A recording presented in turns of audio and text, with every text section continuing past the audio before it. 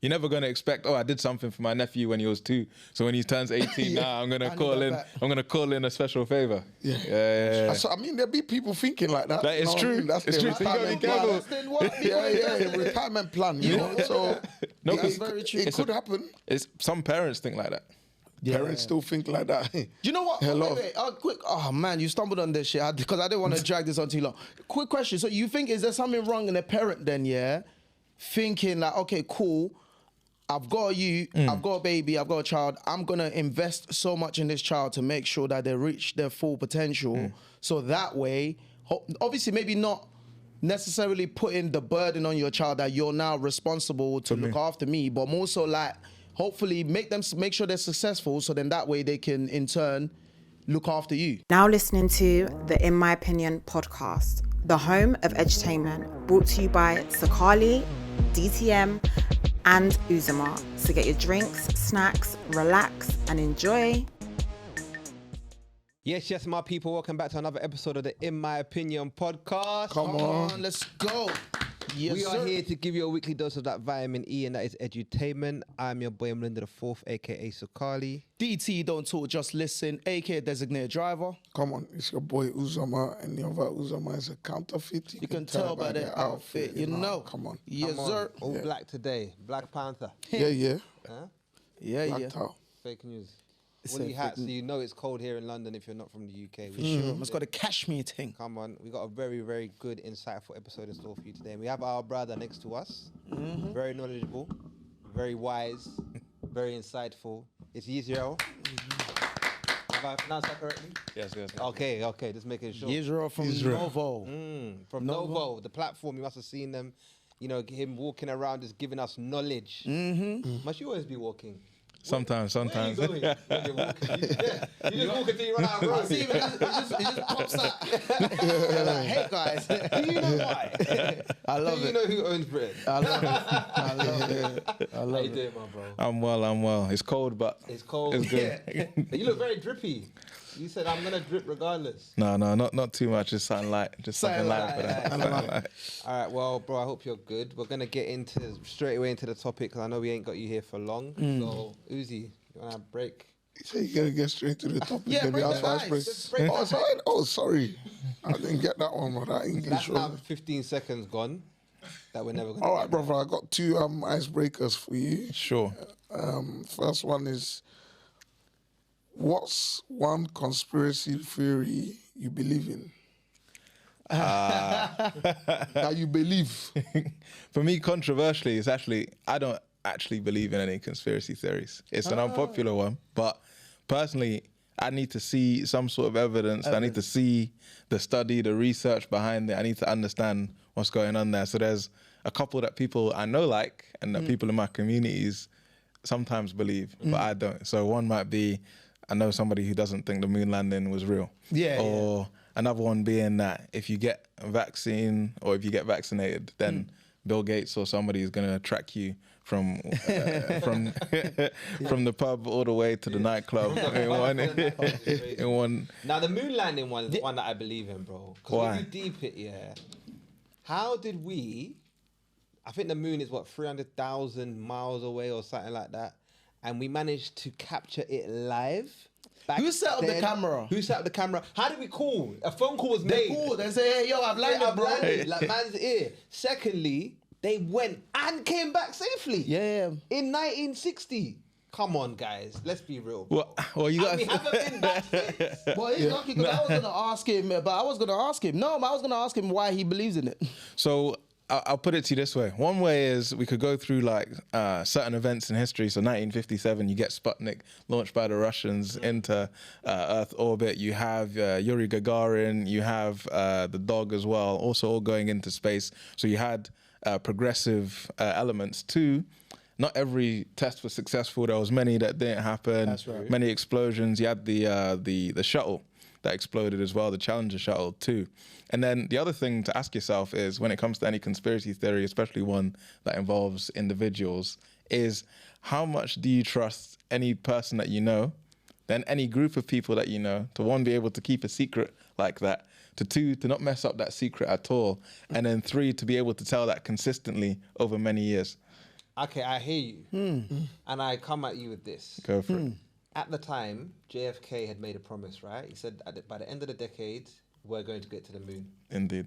And they did it. They're trying to beat the Germans. Not the Germans, the Russians. Is it the Russians? And they literally did it in the final year of the decade.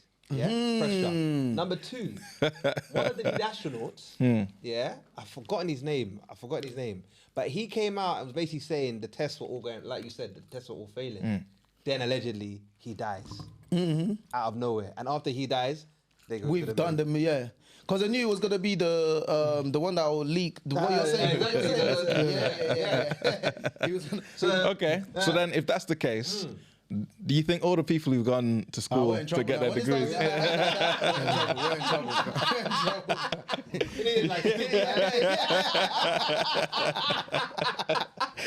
Do you think all the people who went to go and get? Wait, do you have family members that have degrees that have studied, so on and so forth? Not many, but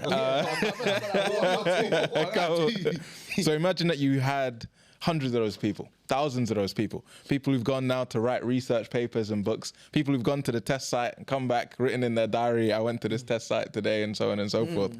How likely is it that all of those people, every single one of them is lying? Or if you want to imagine that it's a small group of people at the top and they've just managed to, pass that out to everybody else, what secret do you know in your own personal life that has lasted that long? Well, I think there's one that comes to mind, but I don't want to end the pod, so I'll keep it to myself. Fair enough. I think you've given a great argument, and hopefully one day we can debate this. Let's not. When I bring my facts, you seem like you've got a lot of facts, so I don't want to go head to head with you. I don't think you do, no. Yeah. So we'll leave it there. We'll agree to this. The moon landing was definitely fake, bro. I feel like it was. But yeah, what's the second thing you got, bro? The second one is, if you could choose one country in Africa that is an example of good governance, which would it be and why? Laughing because it's like raw. Like, you put me in a split. No, it's pressure. But one country that's got good governance. I think it's one. In Africa. I think One. it's one. One. I think it's actually one. Just one. I think so. I'm joking. What do you think? Well, I'm biased, so I Okay. have to lean towards Ghana. Is that what you got? Ghanaian? You Ghanaian? Therefore, in Ghana, though. So reason I'd say that is because, well, look, To be fair, yeah. the exchange rate has changed up now. The CD trades more favorably to the pound and to the dollar than it used to. You have a situation where when you're looking at the democracy rankings, Ghana is sort of middle to the upper on the pack. We haven't had a military dictatorship since the 1980s under Jerry John Rawlings. And when you think of political violence or say what's happening to Nigerian Christians or Muslims, when you compare it to Ghana, there's not the same sort of level of instability or insecurity. People fit into the sort of middle to upper middle income bracket when you're looking at international statistics too. And that's why I'd have to pick Ghana. And then also, my auntie is a government minister in Ghana, so I'd have to. Bias. I'd have to. At least I can't lie though, but the things is stated are factual. Yeah, but it's down to population, though. I would argue that any time, any day. To a degree. Because it's easier to manage a smaller population. he So said to a degree. It's not like To a degree, because, not really. so for example, one country that people often say is a good example is one like Rwanda. But then Rwanda has to come with, to me at least, several caveats. Because you've got the UN links them to the sponsorship of M23 in the Democratic Republic of Congo in the East Kivu region and elsewhere. But then you'd also have to look at, with Kagame or with the recent election, if you can call it that, in Tanzania, is a question where if I'm coming into power and I'm going to win 70% of the vote or 80% or 90%, what happens when I'm gone? And I think in Rwanda's case, this is a country that's born, if you like, in its modern context, out of a genocide, 1994. What happens if Paul Kagame dies tomorrow? What happens to the ethnic tension there? What happens to the relationship with Congo? So even the countries where you rank them as, oh, this has got good governance, in what sense? Basically, it's hanging in the balance. Like, Yeah. In terms of it's based on something so that's not concrete. Exactly. Because any day, that could change. That could change, right? It's interesting though, knowing that. Really good answer, man. Yeah, how do you come back from that? You're right. He's like the brains of our position. You spun him. I know. You spun him. I'm barely the stomach. But do you think there's any merit to his argument about population? Would Nigeria be easier to govern if it was Smaller a country? Well, it depends, because after the 20th century and after countries got their independence, even if you have small countries, because Rwanda is technically a small country, yeah. But the ethnic divisions that were there, a lot of them already existed before colonialism, but with a lot of them, they went up by a factor of 10, 11, 12, etc. So even in smaller countries, like a country that almost no one ever speaks about, say, is the Central African Republic. But that's one of the most violent, poorest parts of Africa. And its population is not huge. It's not massive. It's small. And there's many countries in Africa where the population is not large, but the suffering is still disproportionate. So it's more about governance rather than population. Governance, debt to GDP ratio, ethnic, religious, political tensions. There's all sorts of things, I think, that go into whether or not you'd say a country's being governed well. Yeah. I'm agreeing with you, man. I don't think his population at all. Again, just because also you have to look at this setup. I think Nigeria's kind of set up similarly to the way America is. Like you have each state's got their own governor. So again, when you start having a breakdown like that, it's about really when you start, more time look at the president and you're like, what? No, you need to also go to the individual governors of each state. What are you doing for your state? Do you understand what I'm talking about? Because a lot of them do get budgets every year, which is then trickles down to in terms of like they're supposed to put certain infrastructures into place, but they don't do it. I mean, I can't remember what state it was. That was pretty much there's practically no roads. I mean, it's pretty much covered in water. And the governor was giving a speech saying, "Oh no, like he's spent the money in the right place. The roads are getting done, things are getting." And then they pan to the video of his car being stuck in the mud. Where, do you know what I'm talking about? And the roads they should have fixed. So part of it, you just look at it, and these lot every year. I think what's that governor, the one that's related to Davido and them lot? What's his name? I think his dad. You know the governor? I know the governor. I know you're talking about. I forgot.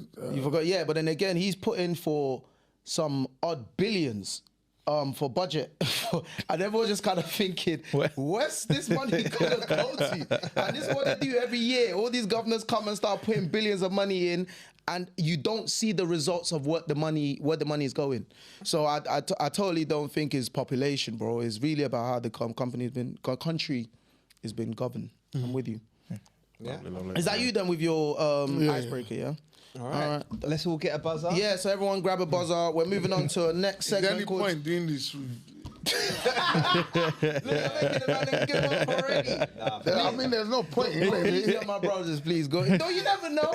I tried to pick subjects that I feel he might not be. I've tried, but then again. Have you heard this guy just now? Rwanda, Burundi. Everything. Well, let's try it. Google, bro. All you look at do is try. Let's go. So this segment is called Don't Google It. It's quiz. Gonna ask you lot some questions and see who wins this week. Last week, our current reigning champion is who? Do you wanna? ZZ Mills. ZZ Mills is our current reigning champion. So Lovely. It'll be a good foot to follow. You guys ready? Righty then. Yep, there we go. First question. How many...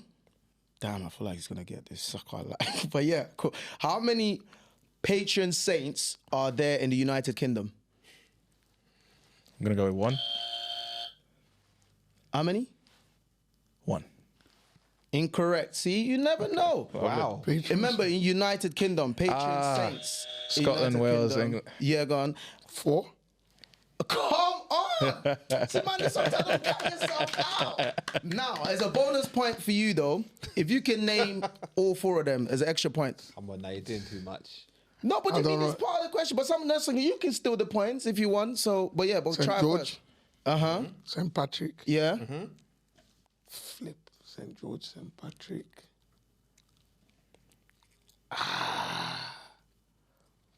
That's the only two I know. The fact that you said that you've given someone else the point because he's not gonna get it. one of these poachers here are gonna get it. I know one more. So Depends who's buzzing. Someone's got a buzz. No. Okay, so I know to add. You to need that, to buzz, bro. Don't add to it. You need to give me your full. George, St. Patrick, St. Andrew, but I don't know. What is? But like something. Seven what? That's actually the easiest one. The last one. Don't they have like a? Is a very their common. own Is a language very as well? common name. It's a biblical name. Brother. All right. Well, so 1 point remains. Wait. St. Augustine. No, that's our school. This guy's from our school. He was thinking we went St. George's. But I know they use it to name a lot of stuff, though. No. What did I say? St. Augustine's. What have I said before? You said St. Patrick, St. George. You said, what did you say? St. Andrew. St. Andrew, yes. There's one more. Oh, no. That one's good. What? All right, guys, we need to move on. Is St. David. That's for the Wales. Fair. David. All right, second question. So Uzi's up one. Second question. Which of the following UK landmarks is located in Northern Ireland? A, Lake District. B, Snowdonia. C, Big Ben. D, Giant Causeway. In where? Northern Ireland? Yeah. Say it again. So you got A, Lake District. No. B, Snowdonia. C, Big Ben. D, Giant Causeway. I'm gonna go with D then. Yeah? Final answer? I think he's right. Okay, go on. He's got it right, man. That's I right. thought it would have been that one or Snowdonia. Yeah. Yeah, so 1-1. Third question. Mansa Musa, one of the wealthiest people in history, was emperor of which empire? Mali. Yeah, he got it. Mali. Yeah. Jeez. 2-1. All right, last question, guys. Let's see. This one should be quite easy. What is the minimum age to drive a motorcycle in England? Motorbike, moped, whatever you want to. Yeah, what's 17? The minimum age? Huh? 17. Damn. This one is going all the way. Who's here having it? 17. Who's here having it? Come on. Who's not having it? So you For say one, tiebreaker? sit this one out. Yeah. I'm happy to see how this ends. Put your buzzer away. Yeah. Today, I can't lie, you're the dumbest man in the building today. I'm sorry to say. No, I won't call him that. But remember, this one is fresh in my head because of certain exams I had to do. Life in the UK, Fair. That's why I'm saying you will confuse motorcycle with moped, innit? Yeah, cool. It's two different things, All 16, right. 17. Last question. That's for you two. My last one between you two guys. The Let's pressure go. is getting worse. Do it for the point. What do bones need to grow? Okay, go. Calcium. Yeah. I swear down. But that's why I made it easy. God We didn't damn. finish this game. Thank you. It wasn't that straightforward. It wasn't. Yeah, I know. Landslide. They were able to whitewash them. Well done. Taking a second to think. Well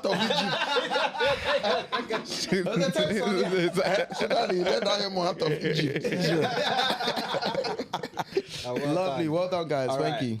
Last thing before we get into the topic is a dilemma real quick. Yes, sir. Try to read this quickly. Okay. Kaakati, should I ask my friend to pay me back my own money? Sometimes you have to. I'm in a serious dilemma. And I need you, man, to help me because my head and my pocket are fighting each other. A few years ago, my father passed away suddenly in Ghana. In Ghana. People. Sorry to The wafa.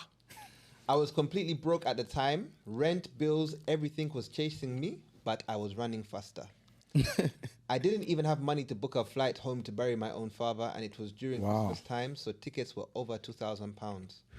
But anyway, I told my boy, and he stepped in and gave me the full amount and didn't even want me to pay him back. Wow. I'll never forget that moment. I've always said I owe him my life for this.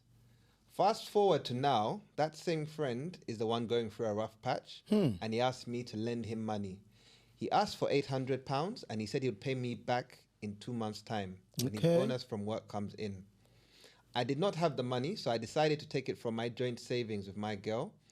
But that's where the wahala started. God damn. Because it's now been 8 months. later, and he still hasn't paid me back. Meanwhile, I'm struggling. Things are tight for me right now, and my girl found out I lent him the money without telling her, so she's pressuring me to ask him for the P back. But every time I want to message him, something in me says, this man helped you bury your father. How can you chase him for the money? So I want to know, will you guys actually ask him for the money back, or just take the L, remembering he helped you in your time of need? This one here is tough. Does he say how much? Yeah, 800. 8 bills. But he gave him 2,000. For the funeral? To buy his flight. This is tough. This is you. This is you. Yeah. Sure. Well, well, the first problem that he's got is he should have told his girl first. You know? But you know, He should. No. It's no, because that means you're not good enough at persuasion, or you don't trust your own skill enough to make the case. Because if you make the case and it's a girl that you should be with, then of course she'll say yes. She'll say yes if she's right. I think personally. And then on the second side of that, I think even if you've done something good or somebody's done something good for you, it doesn't preclude that, you know, you're still a human being, you still got bills to pay, etc., etc. You don't know what his situation is. He might just have forgotten. He might be doing any or all manner of things. So I would ask him the question. And then you can also work something out. It doesn't have to be full 8 bills today. There's month 1, there's month 2, there's payment plan. There's buy now, pay later. Is that his payment plan? And I put your boy on Klarna. Sometimes it has to be done. It has to be done, isn't it? Yeah. Because, well, in my case, I remember my grandmother died during the pandemic. And so it was me sponsoring other family members to go home. Yeah. And in my world, it's like, if I never look a gift horse in the mouth. So if somebody says, okay, I'll do this for you, I'm not going to say no, you know, even though if my mother would love me to say no. Your mum does that too, Yeah, no, it's a universal thing. It's like, no, don't accept the sweets when I was 4 years. Don't eat at Auntie's house.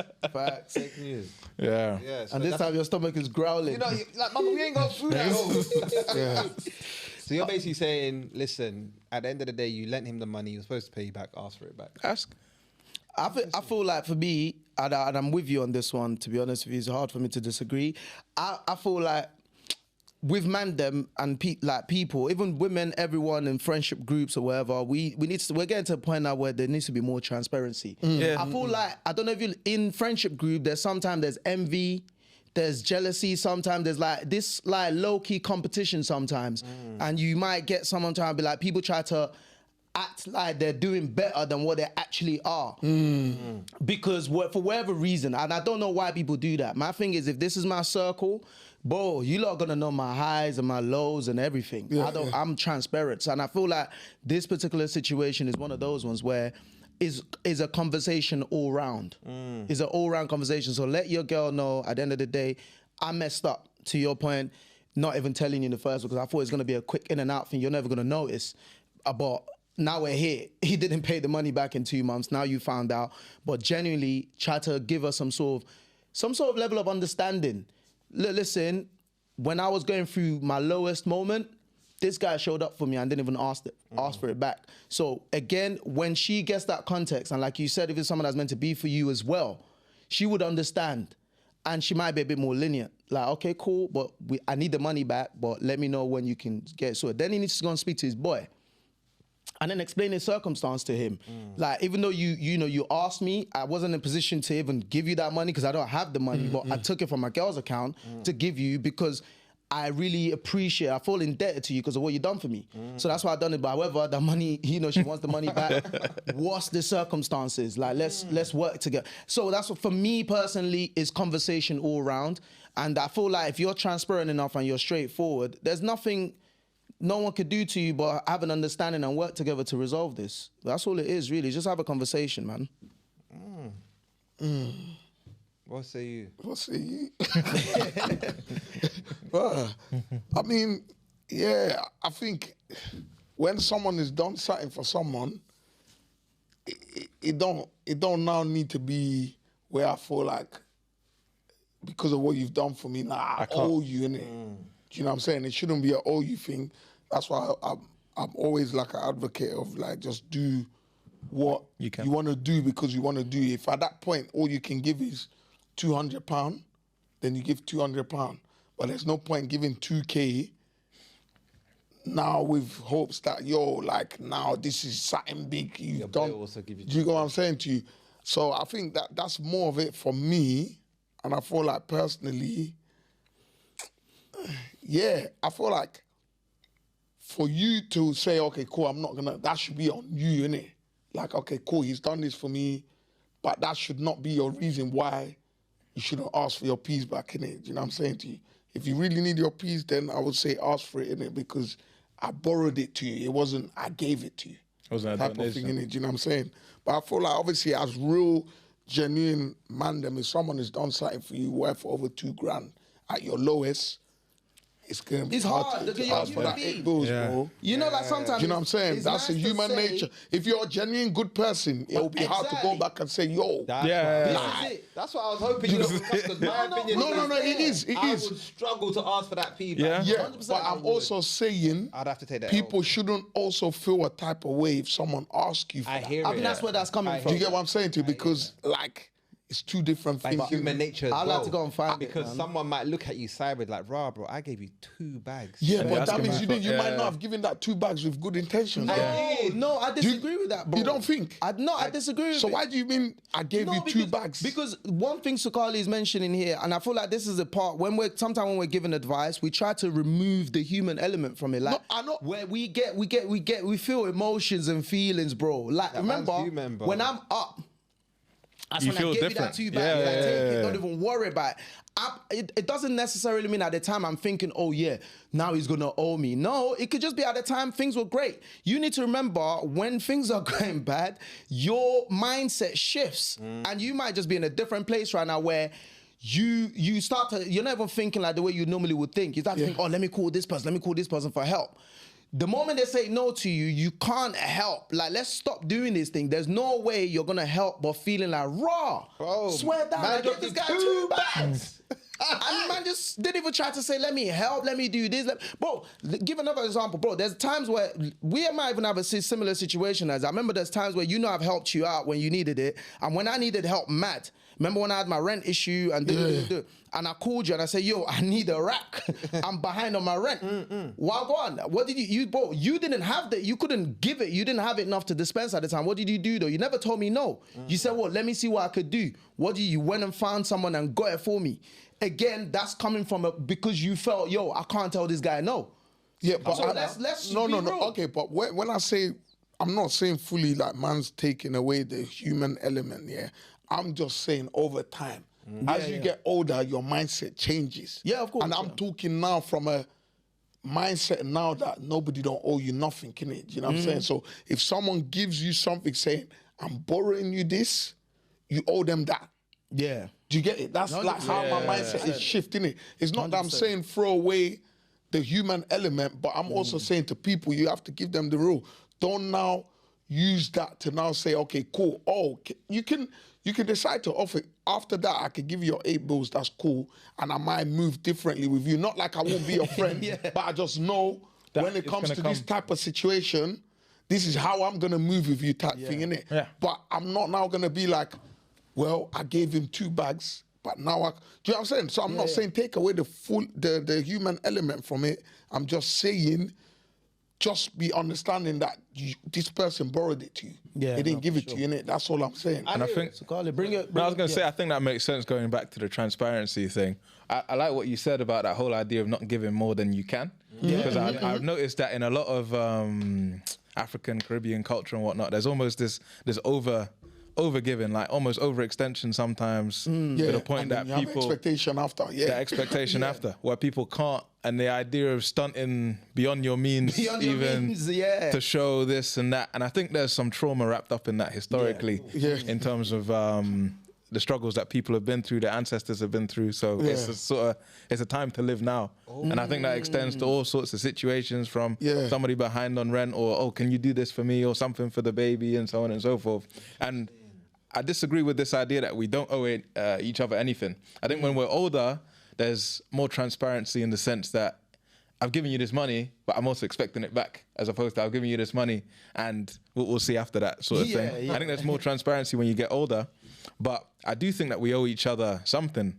I think especially growing up the way that some of us are growing up in the communities and whatnot, you're almost bound, like, there's a sense of duty to other people to assist and whatnot. I think the only issue is that we're missing that extra level of transparency to say that, yes, I have this duty to you, but also understand this is my means, this is what I want back from it, and so on. It's that communication, being able to say, this is the terms and conditions, and sometimes that makes people move differently and whatnot. But then I always think then that's a sort of, maybe it's a necessary evil. Yeah. That if you're going to move differently after this because I needed the money back, I still needed the money back at the end of the day. And that just kind of tells me where you're at. Okay, so do you measure your level of needing something back from individuals? You know what I'm saying? Because you got different friends that you might think, okay, cool, this one's okay, this one's not okay. Like, you know what I mean? Same way, like, okay, cool, we do things for people in Africa. Like, a lot in it, especially when you got family. Do I have any expectation from them? No. Not really, no. It's a case Because they can't, I don't think they can give what I might expect.